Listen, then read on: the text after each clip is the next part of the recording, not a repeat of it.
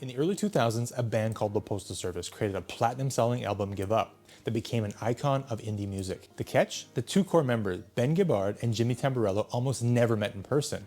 One was in Seattle, the other was in Los Angeles. They collaborated literally by mailing DAT tapes back and forth through the US Postal Service. They were an incredibly successful, high-performing creative team that proved something radical decades before Zoom, that you didn't need to be in the same room to create something amazing. And yet, here we are. And the business world is still obsessed with the idea that the best teamwork and the best collaboration must happen in a conference room.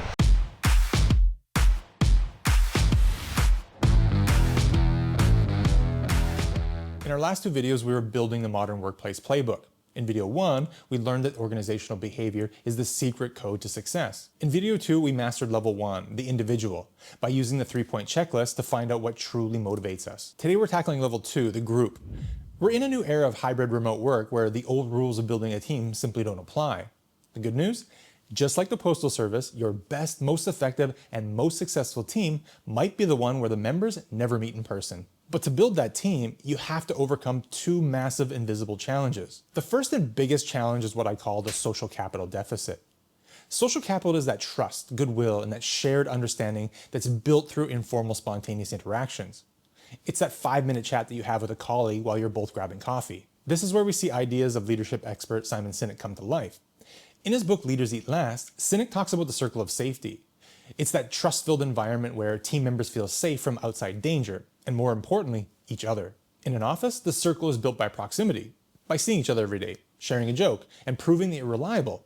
But in the remote world, the circle is invisible and can easily break. When you lose this social capital, trust erodes. Innovation slows down because people are afraid to be vulnerable and share half-formed ideas.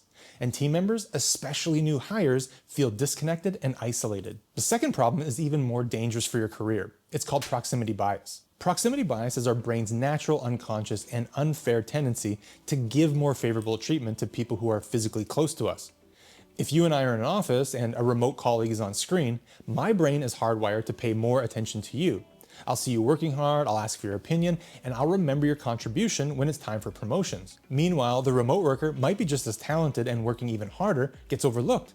Their ideas are heard less, they're seen as less committed, and they miss out on career advancing opportunities. Now you might be thinking, this sounds all good, but my CEO just announced a mandatory 3-day-a-week return to the office.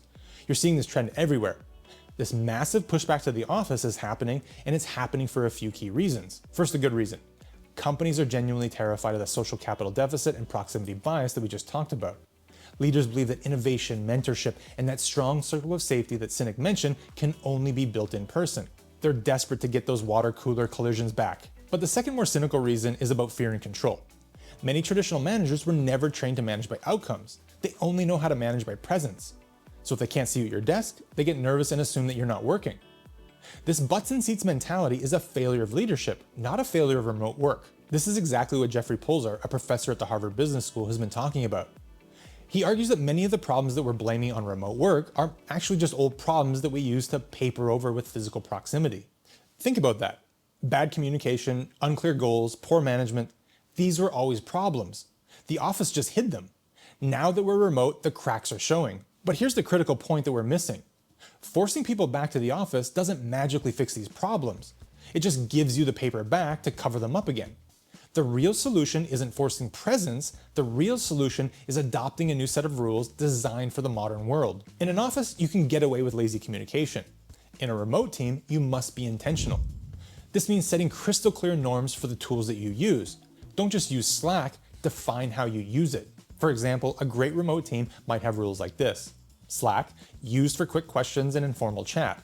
You're expected to respond within 24 hours. This is asynchronous. It doesn't require an immediate reply and respects deep work time. Email, used for formal announcements, final decisions, and external communication. Expected reply time is 48 hours. Zoom or Teams, used only when a problem needs a real-time 10-minute debate. It's the last resort, not the first step. This simple set of rules prevents Zoom fatigue. It stops the constant interruption culture and gives everyone freedom to actually get work done. The second is the remote first meetings. This is the most powerful rule that you can adopt. If one person of the team is remote, everyone is remote. What does this mean?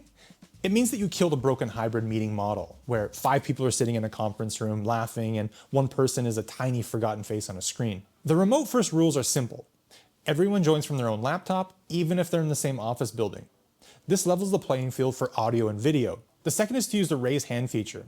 This stops from people dominating the conversation in the group. Third, the meeting leader must explicitly call on the participants to get them involved. The fourth is all documents and agenda must be shared in advance so everyone is equally prepared. This is how you fight the proximity bias in real time. Third, you have to stop managing by presence and start managing by outcomes. The old broken way of managing was presenteeism. I see you at your desk from 9 to 5, so I assume that you're working. This was always a terrible way to measure performance, but it's impossible in a remote setting. Organizational psychologist Adam Grant puts this perfectly. He said, stop asking, are you in the office, and start asking, are you making progress? And this is where true motivation comes from.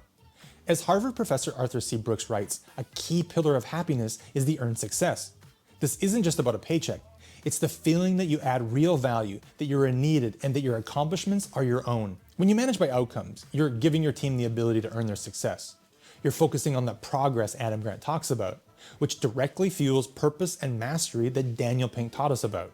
This requires leaders to do their job and set crystal clear expectations. For example, what does done look like? What is the exact deadline? What is the standard quality? When you do this, you stop caring if the employee is online at 2 p.m. You only care if they deliver the high quality report by Friday at 5 p.m. But this leads us to the toughest question. What happens to someone who doesn't deliver their outcomes? What about a team member who isn't pulling their weight? In an office, you might see them slacking off. Remotely, you see nothing. And this is where managers make a huge mistake. They either micromanage everyone or they do nothing and let the resentment build, which destroys the team's circle of safety. The solution is to confront with clarity and compassion. So the first, clarity.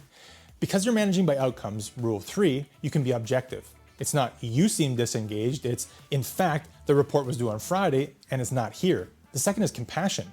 Now, you lead with a question, not an accusation. For example, hey, I noticed that you're missing your deadline. Is everything okay? What roadblocks are you hitting? You're opening the door for a conversation, not starting a fight.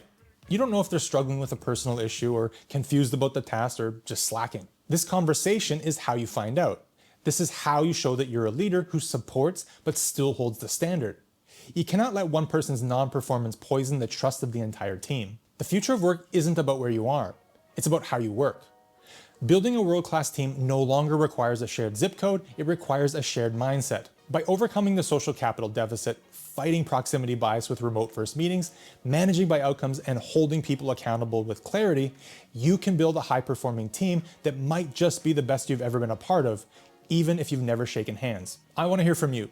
What's your single biggest challenge with hybrid or remote work? Is it isolation, communication, or dealing with accountability? Let me know in the comments. Now that we mastered the individual and the group, it's time to tackle the final biggest level, the organization. In our next video, we're going to learn how to read the company's real culture, not just the one that they put on their career page. Thanks for watching, and I'll see you in the next video.